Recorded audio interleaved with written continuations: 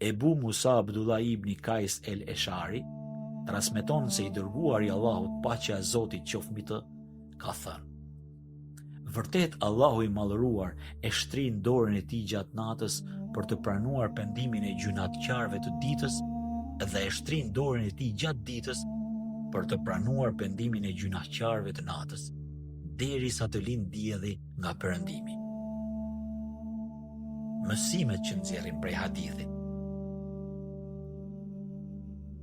Allahu i Madhëruar është jashtëzakonisht i mëshirshëm ndaj robërve të tij. Prandaj ai pret prej robërve të tij që ata të bëjnë teube.